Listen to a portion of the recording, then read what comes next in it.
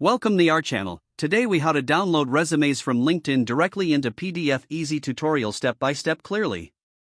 Open your web browser and navigate to LinkedIn. Log into your LinkedIn account using your credentials. Once you're on your LinkedIn profile, locate the profile you wish to download. Click on the More button located near the top of the profile. From the drop-down menu, select the Save to PDF option. A new window will appear, and LinkedIn will begin generating the PDF version of the profile. Wait for the PDF to finish generating. Once completed, the PDF will automatically download to your computer. Access your Downloads folder and locate the PDF file. Open the file to review and ensure everything appears correctly. If needed, you can rename the PDF file for easier identification. Now, you're ready to use this resume PDF for your applications or sharing purposes.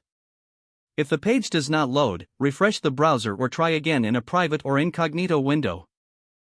Make sure you are using the correct email address, then retype it carefully to avoid small typos. If your password is not accepted, use the reset option and create a new strong password you can remember. Check your spam folder for verification or security emails, then complete any requested confirmation steps. Enable two-factor authentication if available to improve account security and reduce unauthorized access risk. After signing in, review your profile details so your contact information and settings are accurate and current. If you see an error message, note it down and try again after restarting your device and internet connection. Log out when you finish, especially on shared devices, to keep your account and payment information secure. If the page does not load, refresh the browser or try again in a private or incognito window.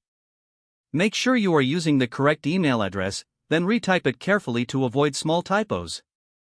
If your password is not accepted, use the reset option and create a new strong password you can remember. Check your spam folder for verification or security emails, then complete any requested confirmation steps. Enable two-factor authentication if available to improve account security and reduce unauthorized access risk.